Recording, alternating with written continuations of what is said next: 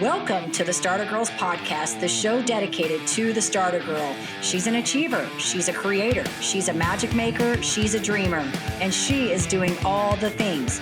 I'm your host, Jennifer Loading, and welcome to this episode.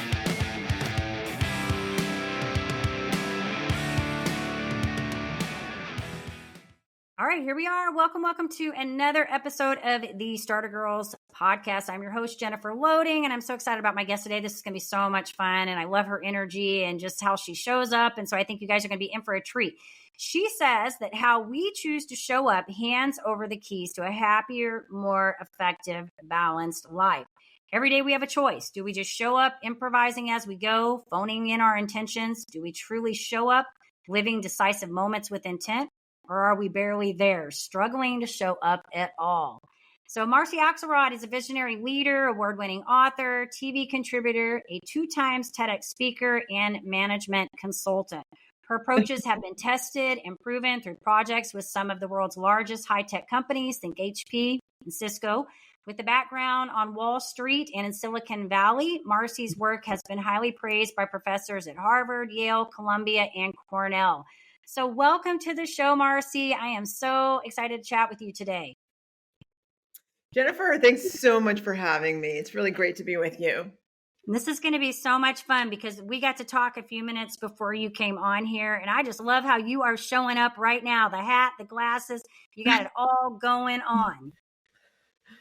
Well, thank you. You know, the goal, though, isn't for people to just notice someone in terms of how they look, right? The goal is to say, like, wow, this is someone who I think I can talk to easily, and let's go have a new experience, right? Let's kind of mix it up and change how we're showing up, right? Greeting each other with an openness.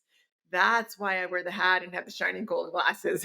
I like it. Well, and it does make a difference, right? Because we know that like body posture and different things that we do can either be warm or not warm, right? Receptive or not receptive. And, you know, if you're standing there and you look kind of like you don't want somebody to talk to you, then people are probably not going to want to come up and talk. But if you've got this warm, you know, I think vivacious energy and life about you, people are going to be attracted to that. So I love it.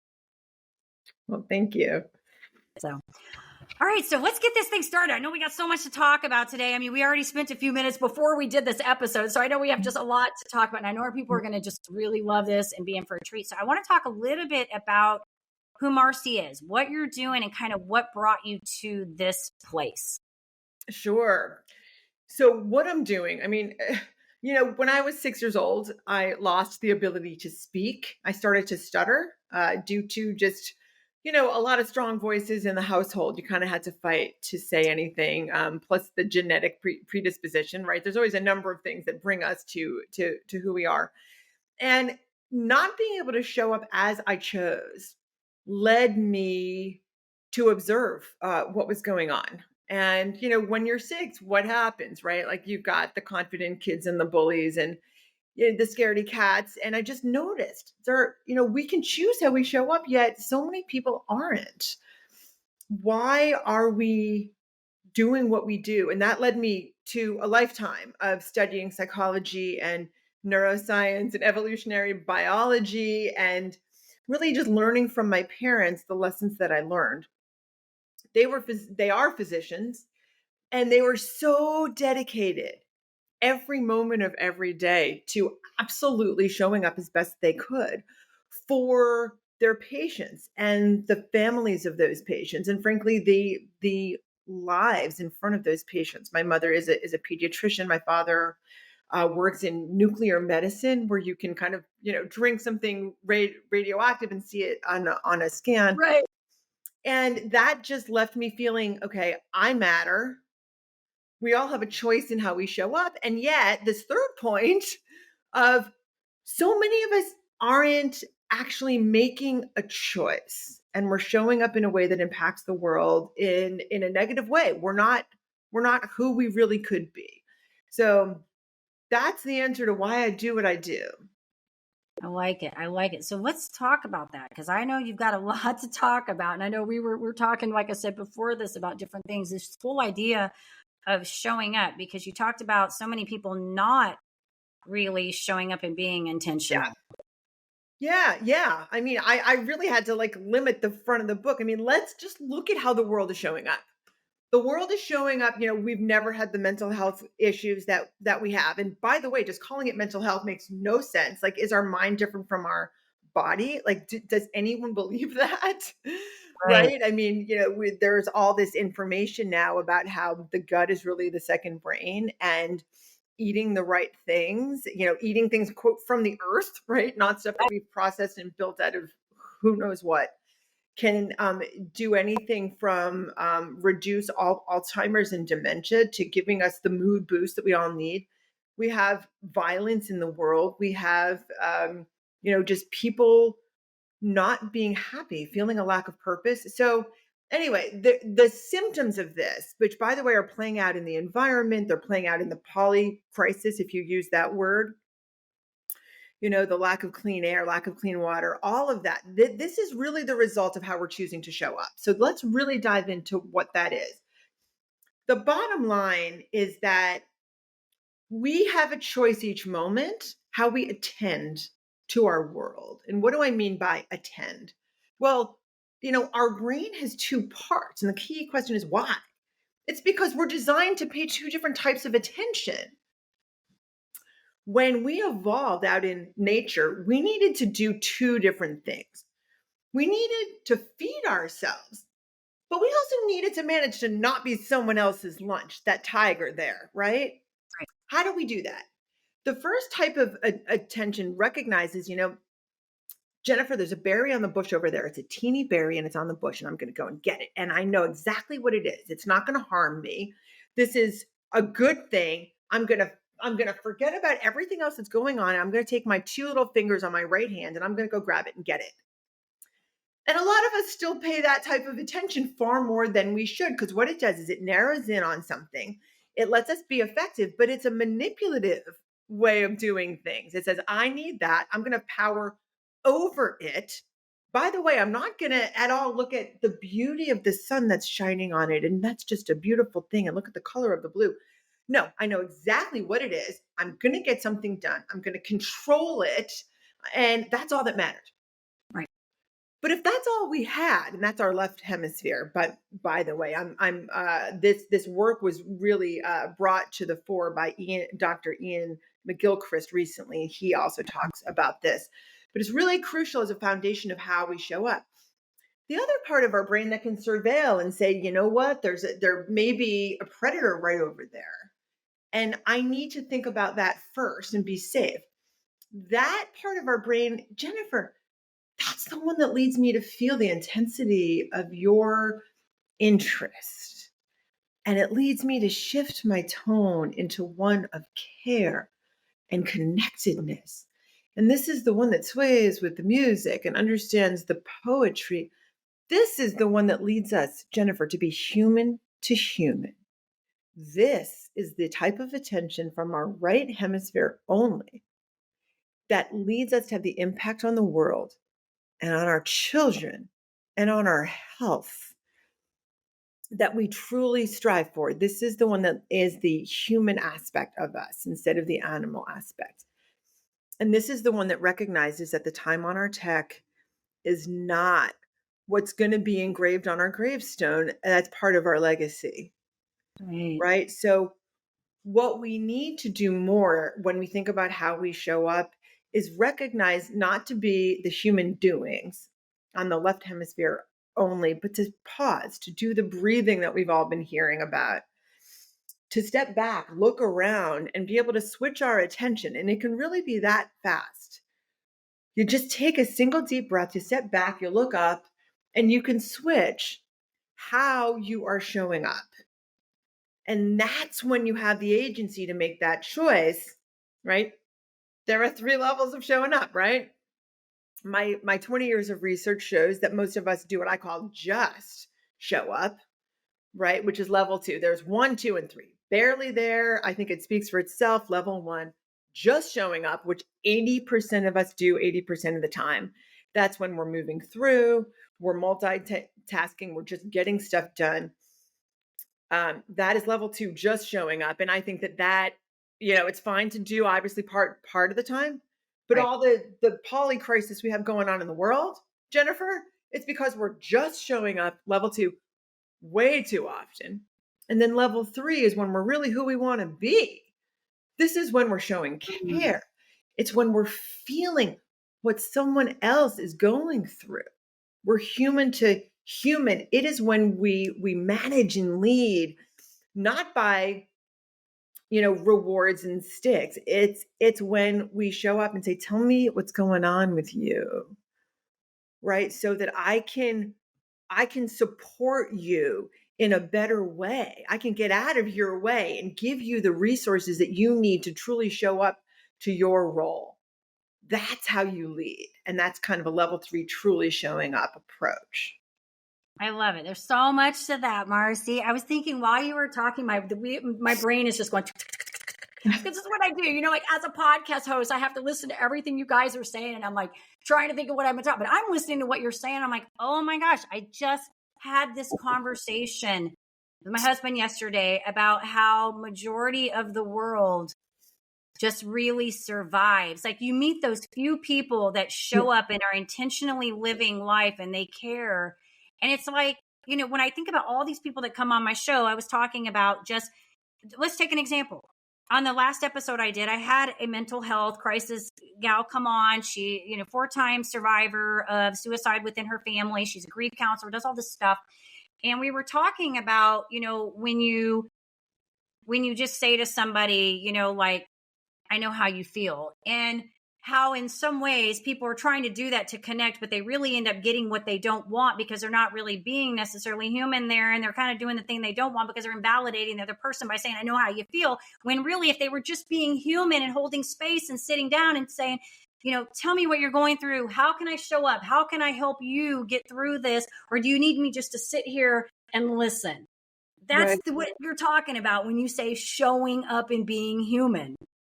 Exactly. So in my research, there's a key question that I ask. And I knew it was a key question when I asked it, but boy, is this what everyone responds to.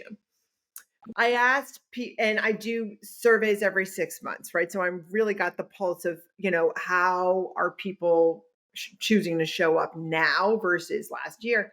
So the question is, how often do you ask yourself, how do I want these people to feel in my presence? Bam. And I'm going to ask you, what portion of survey respondents do you think said they regularly ask themselves that question, Jennifer? I feel like it's small. I don't know a number, but I just feel like it's a small number because I think people really think about themselves more than they do other people as a whole. We think about what we're going to say and if it's going to be good or bad or wrong or be, Yep, that's exactly right. So the specific number, 27%. Yeah. From my most recent Wow. survey.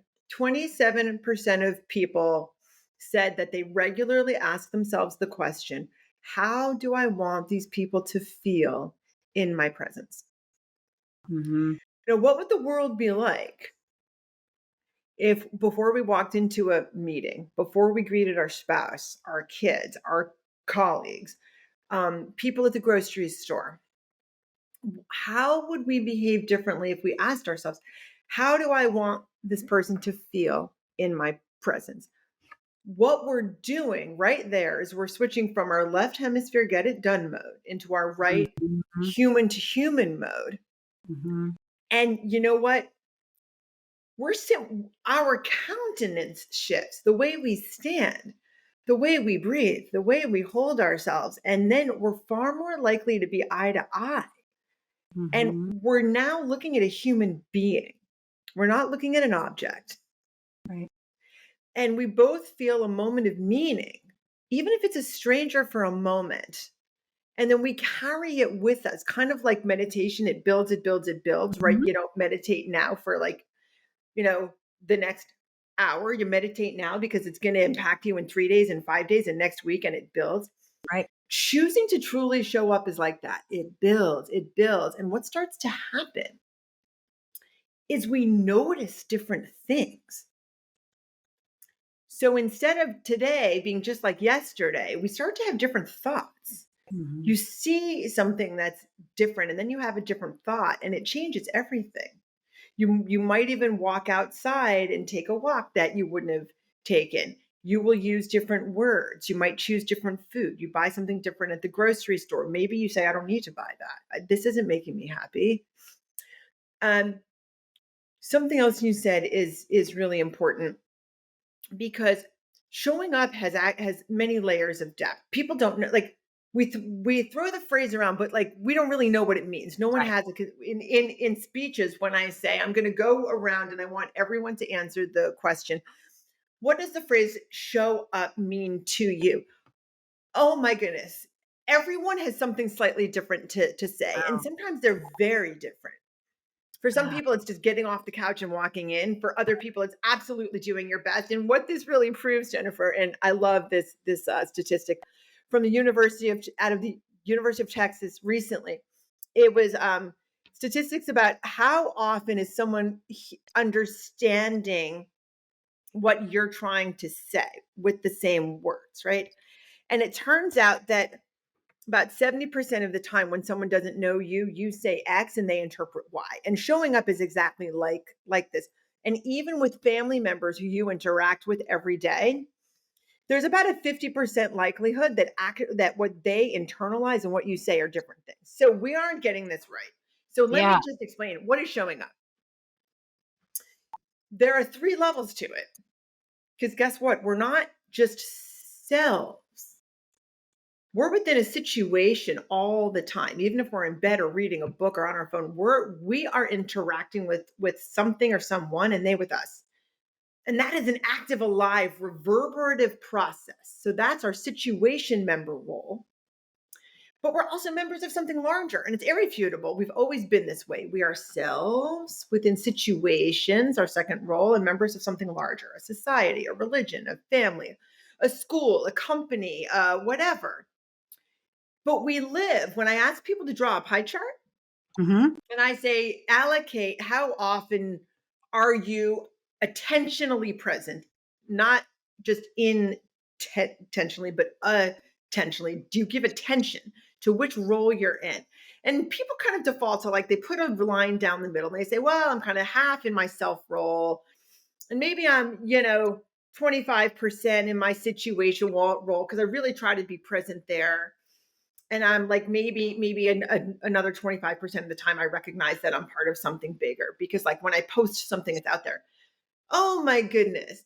I think it's more like 80% in our self role because we're taught to be individuals. You're Mhm. you, I'm me, we're separate. Can we just blow that up? Jennifer, let's blow that up.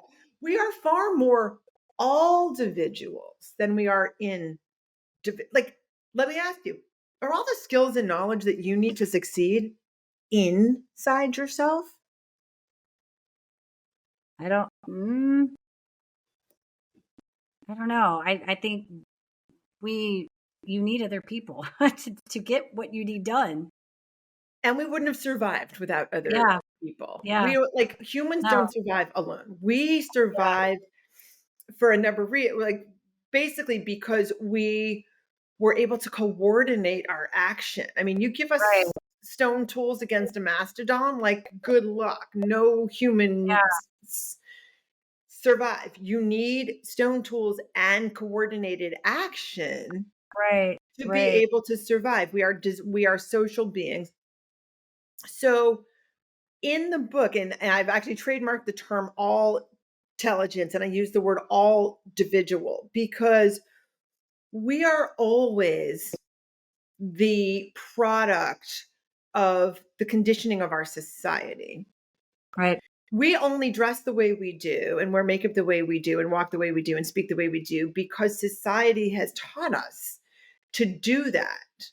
We literally, I mean, in fact, Brian Lowry, a professor at Stanford in psychology, recently wrote a book called Selfless. And it totally blows up the whole concept of self. And before I saw his book, I had written this. So there's and people can download this for free.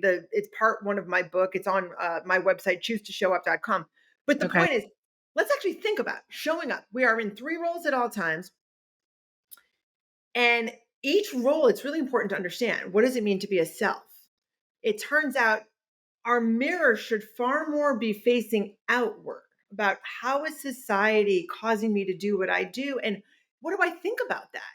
Why does society tell me it's okay to watch a movie where people are blown up and killed? Like, you know, because once we start to think about it, we say, that's actually not okay with me. And I'm not going to buy a ticket to see that movie. And I'm not going to watch it on Netflix because I want to give a message to the world that I want stuff out there that makes me and everybody healthier and happier, not detached and divided so that I can kind of put up with these stressors that are out there, right? So that's our self Right. role. Turn the mirror outward Okay. and start to recognize we are far more an all individual than an individual. The second point is our situational role. What does it mean to be ready for a situation? It means let's ask ourselves, how do I want these people to feel in my presence, right? There's a Right. lot to talk about there. And then there's our societal role. And showing up means that you think about, or you just always have on your mind, how do I truly show up for my 3 roles, not my 1 role? Because when you're in one role, that's what leads us to be lonely and isolated and self-centered and insecure and have imposter syndrome and feel unworthy, right? So I talk about a role for each or a skill for each, grounded in ourselves, ready for our situations, and all intelligent in our societal role, which is just a connectedness that recognizes that there's a reciprocity and a symbiosis. Yeah. So This is, that is showing up. And it might sound like I've made it complicated, but it's really just, it's like, let's just look at the truth. It's really just the truth of what goes on. yeah. Entrepreneurs, are you ready to level up your leadership skills? Tune in now for an exclusive offer designed just for you. This is my time. Did you know 63% of consumers prefer businesses aligned with their values? Recognizing your core values isn't just vital for business growth, it's the bedrock of effective leadership. Whether you're a seasoned entrepreneur or an aspiring creator, identifying your core values is a key step in constructing the framework of a successful leader, enabling you to lead authentically, expand your business, and live life on your terms. Never settled on play, putting the kettle to flame. I go 100 all day, foot on the pedal, no brakes. 10, 9, paid on my dues, waited in line. 8, 7. Are you ready to access tools to kickstart your leadership journey? Unlock a treasure trove of insights and get your free resources at www.linktree/JenniferLoading. Take that crucial first step toward realizing your leadership aspirations and elevate your leadership game today. Ready to shine, brighter than all of the No, I love it. And not that I would have put it that way, but I feel like that is how I see showing up. And I really love that I love all of the 3 ways that you talked about, but I really like the part where you talk about, the study that you did with asking, how do we stop and think about how do we want these people to feel in our presence? Because I think that, yes, so often we are taught to be task oriented. And some people I think are more people focused than they are task oriented. This is something that I truly have struggled with many years because I'm a very task driven person. I love checklists. I love to, get things, but I had to really work. And I do say, having been in Mary Kay for 22 years, it taught me a lot about learning how to be task oriented, but also to be relational. Because I think when you work with women, and I'm not saying men are not this way, but I think anytime you're working with a lot of women, you better learn how to get relational because there's a lot going on, But I always go back to, I tell people, some of my significant growth in that area really came when I started doing podcast interviews because I had to take myself out of the equation and go back to asking you about you and what you do and shining a light on you.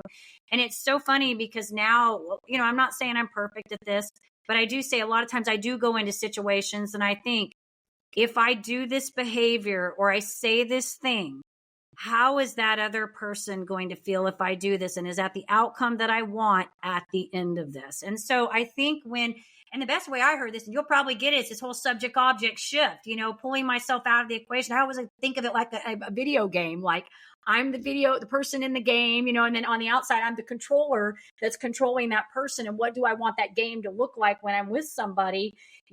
How do I navigate that so that I'm being human and not being so driven on this, getting this task done? There's so much to this. And I love that you're talking about that. And I actually got chills when you were talking about it. So I know it's good. Got chills. Yeah. Yeah. What specifically was it that created that feeling? Well, I think it just goes back to, I see the bigger vision, which we could get into right now when I talk about, we talked about this off, but I mentioned it in my book, this whole butterfly effect, that I think when we show up differently and we put I'm not saying you need to be selfless in all moments, but I think when we think about how we are showing up in the presence of other people in our roles, we have the ability to impact them differently. There could be that one person that's having a bad day that day, and you show up that one day and say something or do something different that impacts their life, and they go home and make a different decision around their children that day. And we know that we can't change everybody, but we have the ability to change one person, and that one person has the ability to change another person. And I think that's the stuff that gets me excited, is that, when I think about like the work that I do and what I talk about when I bring guests like you on this show, it's really because I know my voice is limited. It can only carry so far, but there may be somebody that hears what you say today. And although I'm talking about a lot of these things, you say it in a way that comes across and it hits them, and they make a different choice to show up differently tomorrow. That's exactly right. I'm going to share this phrase with you that I came across from Dr. Barry Chase, who runs a sleep care practice at Mount Sinai Hospital. I think so. From his Uncle Mo, he said, I have very important work to do today because I'm going to impact lives. And sometimes at the end of the day, I know what it is. So the idea is you're impacting everybody, but you don't know. Yeah. Yeah. And I just love that quote. So many people right now don't feel they're having a broad impact on the world. And that is why we have this malaise. Our 19th and 21st Surgeon General wrote one book, and it's called Together. And he didn't write about obesity or the opioid epidemic or the suicide epidemic or anything else. He wrote a book called Together about how interconnected we are, because we have a loneliness epidemic as well. And that's what's leading us to mistreat people and to be obese and to not show up with the care, right? But all of these are symptoms of really the same thing. It's how we choose to attend to our moments. And that's why, Jennifer, we started this talking about attention. And I don't like that shun form of the word. It's like a gerund form of a noun. It's not attention, it's attending, because there's an active choice. We are agents of our moments. And how we choose to attend to our moment. Is it this left brain get it done mode? Or is it this expansive place of wholeness that we come from? That's the only way that we see the interconnectedness, the systems view of everything, right? We don't exist. Like that inhale that you just did is because the tree out there just put oxygen into your world. Right. And we don't exist without the sun and the microbes and the algae. We are all one system. And to think that we can have power over each other, over the environment, over who's going to buy something or whether they should buy something. Let's just think about how sick that is. Yeah. Really, what we're here to do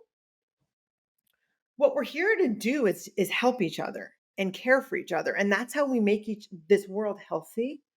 And that's how we survive. I mean, let me really put it out there. I mean, I think many people are, getting the message about how critical things are.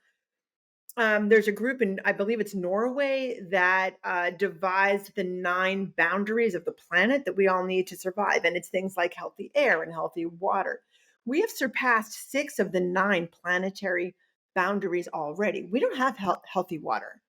I think it was about a year ago that the study came out that I mean, you can be in the middle of the forest and have a very sustainable life, but the water that's coming down that you capture has these forever chemicals, these PFAS chemicals in them that impact our endocrine system and poison us. So we really can no longer get away from the fact that we've really, poisoned things to a point where we are on a very fast self-terminating system. And I mean, not to scare everyone, but we need to think about, how are we attending to our moments right now? What are we going to do with our day? How are we going to do our daily jobs in a way that uplifts people and shows care so that people feel felt? I'm going to give people one goal for today.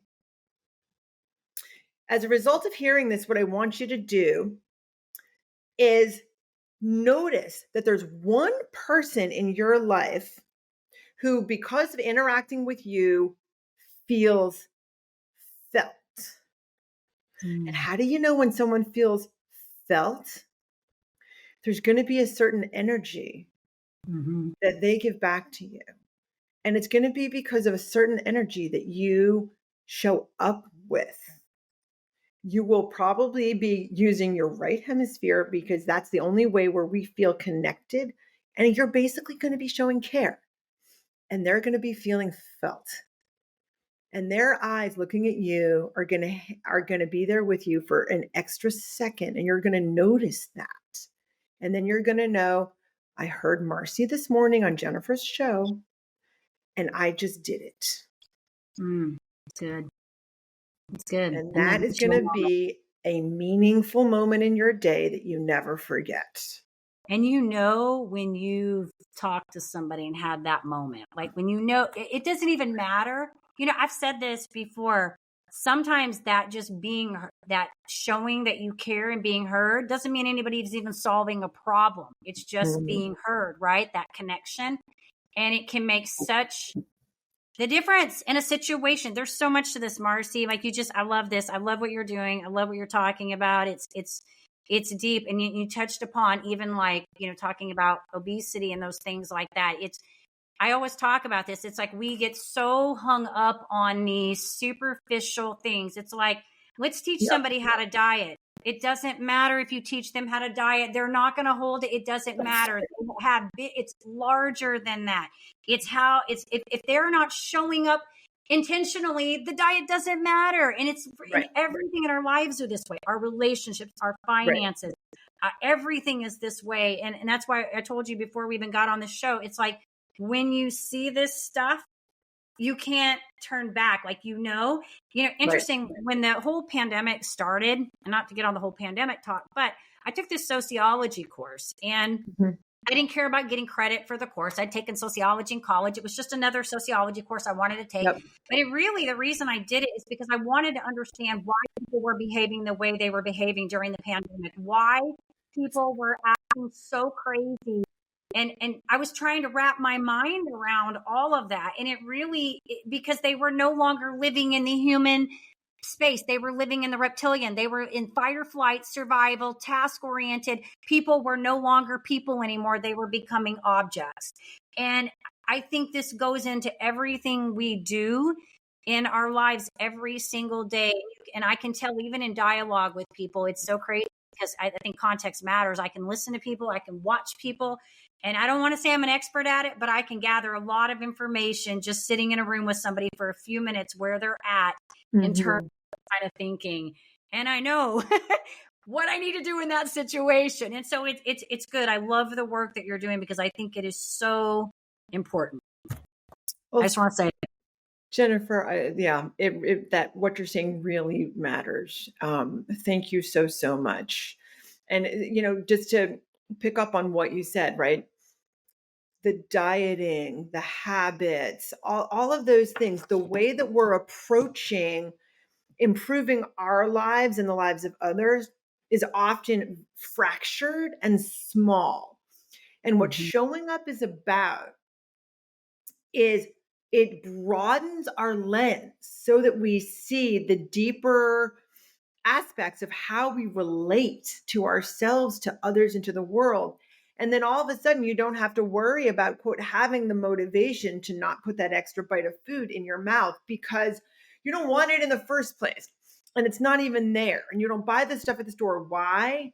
Because you're changing how you attend to your moments. You're using both hemispheres of our brain the way that we're designed. You go back and forth and you keep stepping back and being more relational. Seeing how things can connect makes life more meaningful. And then all of a sudden, instead of attending to bits, you start to see the big thing. There's one really compelling bit of research I want to say about this. Have you ever seen something like a letter H that's made up of like small Z's, let's say? Oh, I haven't seen that. Yeah. So when you ask patients who've had a stroke what they see, so the big thing is an H, but it's made up of little Z's. Okay. If the stroke is in the left hemisphere and they've got their more holistic side of their brain, the right hemisphere still intact, they see the big H. They see the big picture. Cool. And they know that the H is made up of Z's. When someone, though, only has their left hemisphere and not the big picture, not only do they not see the H at all, it doesn't exist, but where are the Z's? The Z's are literally a big pile, a big mess on the floor. And what they draw is a bunch of random Z's on the bottom of the piece of paper. Wow. Do you understand how big a deal this is? Yeah. If we're seeing a bunch of Z's on the floor because we're so focused, we're quote, just showing up in this get it done mode, power over mode that only uses half our brain. This is massive. So the solutions that are out there today are left-brained solutions, and they're not going to get it right because they're seeing parts. They're not seeing the whole. But let's face it, you can't take apart, let's say, your partner in life. She has brown hair. You got the brown hair and you got the smile and you got the energy and you got this and you got that. And she does it this way. You can't take it apart and then think that you can put it back together piece by piece, mechanistically, like Legos, and you'll have the essence of the person.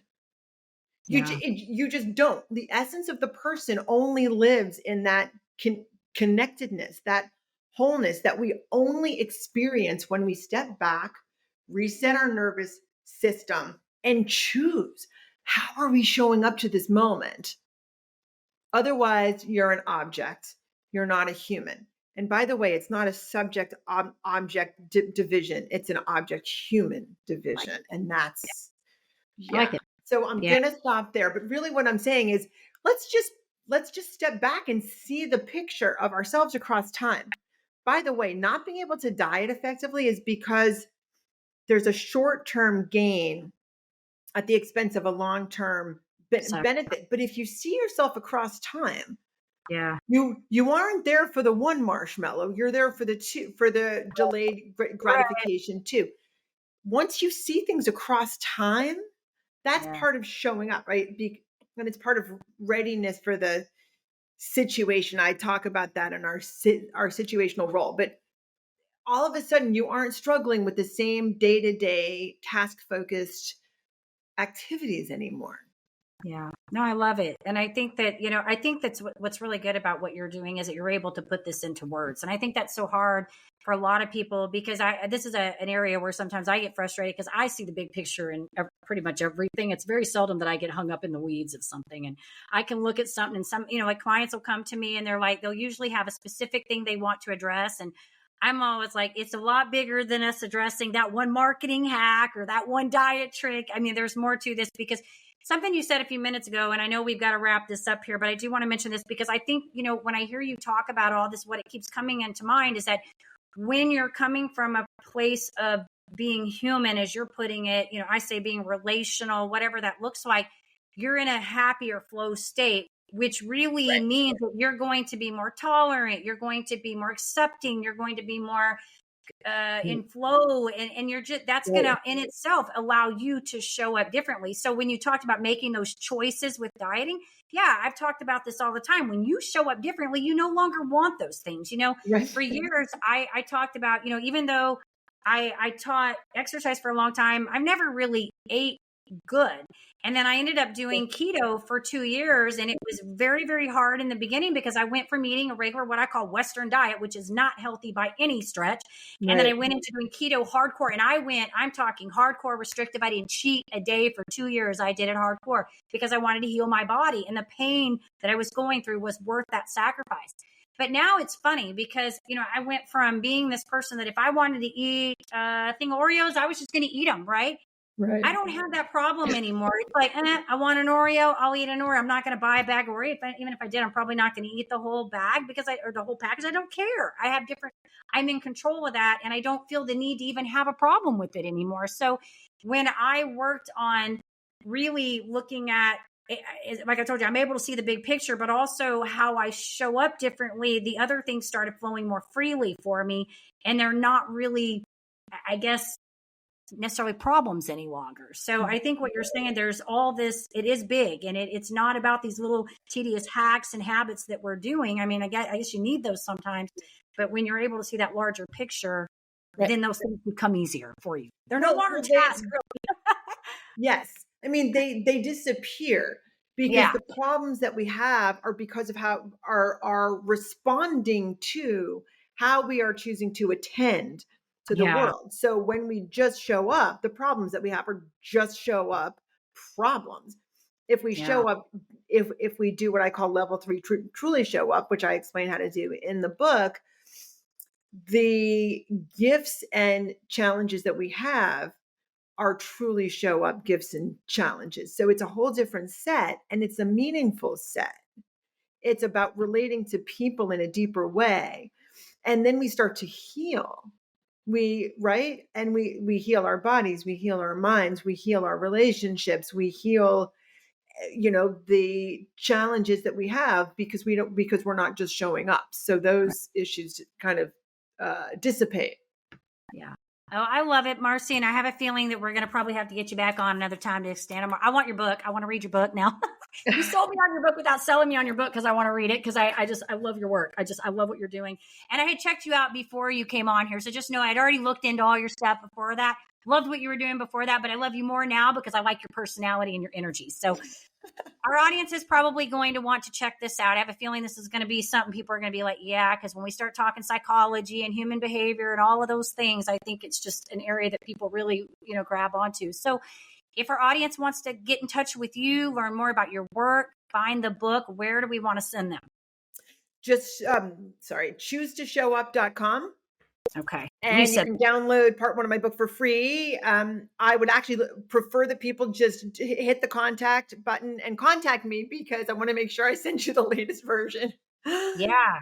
And I'd be happy to share the book. It'll be on Amazon probably later this month or next month. So I'm in book launch mode, but really I'm not here to sell books. I'm here to help people. So just reach out to me through choosetoshow.com. Yeah. And I can tell. Sorry, I didn't mean to cut you off. I was going to say, I can tell just by your energy that I'm an energy person. So I pick up on people's energy and I pick up when we don't have energy very easily, but I can tell that you are passionate about your work. And I think that shows through. And I think when we truly love what we do and we feel passionate about it, it comes across that way and people receive it and they feel it. So congratulations to you on your book launch and all that you're doing. And I just want to say, keep doing it because you are making the world a better place. You are making a difference in people's lives. Jennifer, as are you. So thank you so much. And, everyone makes a difference in everyone else's life. And when the more, focus we are on that, the more we'll truly show up. Awesome. All right. Well, thank you so much. And of course, to our audience, definitely, go check out Marcy's work, grab her book when it comes out, get on there, whatever you need to do, get it in your hands. And as we always say, you're going to bring it up here. Yep. Bring it up here. There you go. How we choose to show up. Yes, there it is. Awesome. All right. And we'll make sure, Marcy, too, that when we get this out, that we'll put some plugs in there, too, so people know where to go. And I'll give you some graphics. There's a really important graphic of the continuum 1, 2, 3 with barely there, just showing up truly, and it sticks in people's minds. And I've been told that people print it and they put it on the back of their phone, or they put it in their office. Oh, good. Yeah. Yeah. Very good. Yeah. I know visuals are important for some of us. We like those visuals. So I think it's a good idea. All right. To our listeners, we appreciate you. Thank you for plugging in. And of course, head on over to Apple. You can give us a review there. Make sure you check out YouTube, hit the subscribe so we can keep sharing all this amazing content, get all these amazing women on here doing their best work. And in the meantime, you guys take care, be safe, be kind to one another, and we will see you next time.